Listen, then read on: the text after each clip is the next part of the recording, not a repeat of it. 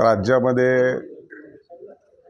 अनेक दिवस वेगवेगळ्या कारणाने प्रलंबित असलेल्या नगरपरिषदा आणि नगरपंचायतच्या निवडणुका जाहीर झालेल्या आहेत।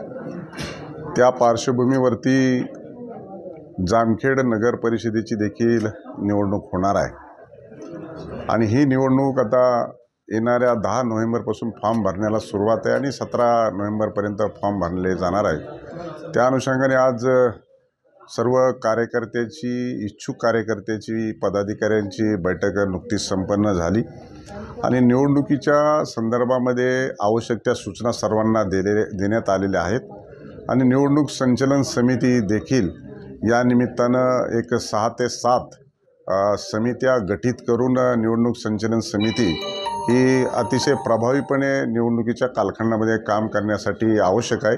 त्या देखील निवडणूक संचालन समित्या आपण तयार करण्याच्या सूचना दिलेल्या आहेत। एकूण 12 प्रभाग असून 24 नगरसेवक होणार आहेत आणि पहिल्यांदाच जनतेमधून नगराध्यक्ष होणार आहेत।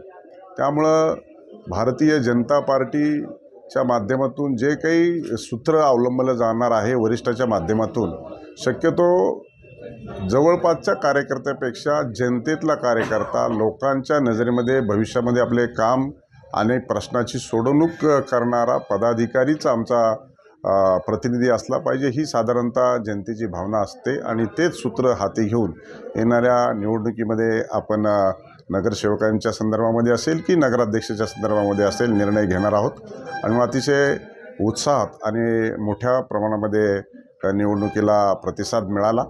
उद्यापासून नगरपालिका क्षेत्रामध्ये 12 प्रभाग आहेत आणि या 12 प्रभागामध्ये प्रत्येक प्रभागामध्ये जाऊन इच्छुक उमेदवारांची देखील सर्व माझ्याबरोबर वरिष्ठ पदाधिकारी देखील असतील।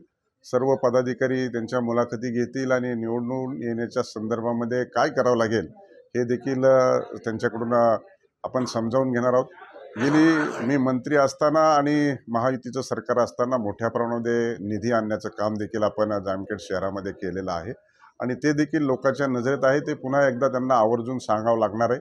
भविष्यात देखील अनेक असे प्रश्न आहेत की ते जामखेडच्या विकासासाठी आपल्याला पूर्ण करायचे आहेत की चुकीचा डेव्हलपमेंट प्लॅन देखील अस्तित्वात आला होता, परंतु अनेक लोकांच्या तक्रारी या समजावून घेतल्या आणि तक्रारीमध्ये तथ्य जाणवलं प्रथमदर्शनी आणि म्हणून माननीय राज्याचे उपमुख्यमंत्री आणि नगरविकास मंत्री एकनाथरावजी शिंदे साहेब यांच्या ही बाब निदर्शनास आणून दिली आणि तत्वाता त्यांनी खालच्या अधिकाऱ्यांना सूचना दिल्या आणि त्या व्यवहार्य सूचनाचा देखील त्याच्यामध्ये अंतर्भाव केलेला आहे। अशा सूचना शेवटी जनतेला आपल्या प्रश्नाची सोडवणूक झाली पाहिजे। गेली अनेक वर्ष पिण्याच्या पाण्याचा प्रश्न देखील गंभीर होता। 9 दिवसाला पाणी शहरामध्ये येतं। ड्रेनेज सिस्टम देखील राबवणं आवश्यक होतं।